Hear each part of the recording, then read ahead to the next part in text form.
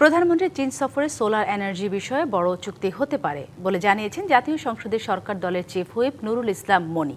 মঙ্গলবার সৌর বিদ্যুতের গুরুত্ব নিয়ে সিপিডির আয়োজনে বক্তারা বলেন, বিদ্যুতের উৎপাদন আর বিপণনে খরচ বৃদ্ধির বিপরীতে ভালো বিকল্প সৌর বিদ্যুৎ। আলোচনায় আসে রাষ্ট্রীয় দীর্ঘমেয়াদী পরিকল্পনা ছাড়াই পাকিস্তানের নাগরিক ও ব্যবসায়ীদের হাত ধরে সৌর বিদ্যুৎ উৎপাদনের 50 গিগাওয়াট উৎপাদনের নজির। গ্রিড বিদ্যুতের আকাশচুম্বী দাম আর তীব্র লোডশেডিংয়ের মুখে পড়ে কোনো সরকারি উদ্যোগ ছাড়াই পাকিস্তানের সাধারণ মানুষ বেছে নিয়েছিল সৌরশক্তিকে। 2026 সালের বর্তমান চিত্রে দেখা গেছে দেশটিতে স্থাপিত সৌরবিদ্যুৎ উৎপাদন ক্ষমতা ছাড়িয়েছে 50 গিগাওয়াট। চীন থেকে সস্তা প্যানেল এনে তেল এবং গ্যাসের উপর নির্ভরশীলতা কমিয়ে দেশটি সাশ্রয় করেছে $12 বিলিয়ন বেশি। সবকিছু মিলে আমাদের কাছে যেটি মনে হয়, পাকিস্তানের এই অভাবনীয় সাফল্য এখন আলো ছড়াচ্ছে বাংলাদেশেও। 2030 সালের মধ্যে মোট বিদ্যুতের 20% নবায়নযোগ্য উৎস থেকে উৎপাদনের টার্গেট সরকারের। বিশেষজ্ঞরা বলছেন, বড় সোলার পার্কের জন্য জমি পাওয়া কঠিন হলেও দেশের প্রায় 7,000 তৈরি পোশাক এবং বস্ত্র কারখানা ছাদি হতে পারে মূল কেন্দ্রবিন্দু।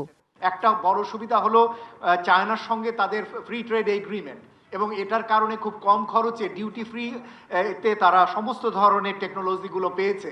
সেটা তাদের জন্য একটা বড় অ্যাডভান্টেজ এবং এটা বাংলাদেশের জন্য লেসন হতে পারে।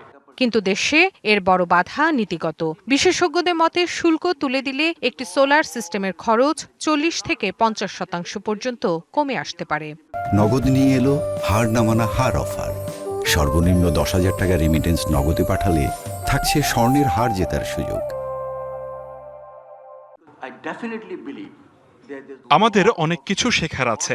আমরা বিশ্বাস করি পাকিস্তান এ খাতে যেভাবে উন্নতি করেছে তাদের থেকে শিক্ষা নিয়ে আমরাও বাংলাদেশের সোলার সিস্টেমের উন্নয়ন করে এর ব্যবহার বাড়াতে সক্ষম হব।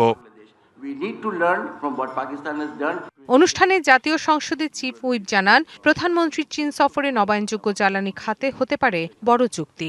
গভর্নমেন্টের সকল সদিচ্ছা আছে, কোনো এই সেক্টরটা যদি এগিয়ে আসে, এবং গভর্নমেন্ট এখন বর্তমানে আমাদের প্রধানমন্ত্রী বর্তমানে চায়না আছেন, এবং আপনারা দেখবেন এখনো ডিসিশন হয় নাই, আপনারা দেখবেন বড় চুক্তি হবে আমাদের এই সোলার ব্যাপারটা নিয়ে, ইনশাআল্লাহ আমরা প্রত্যাশা করি।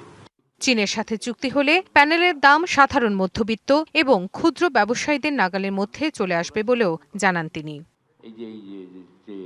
Rifat Tasnova, DBC news, Dhaka.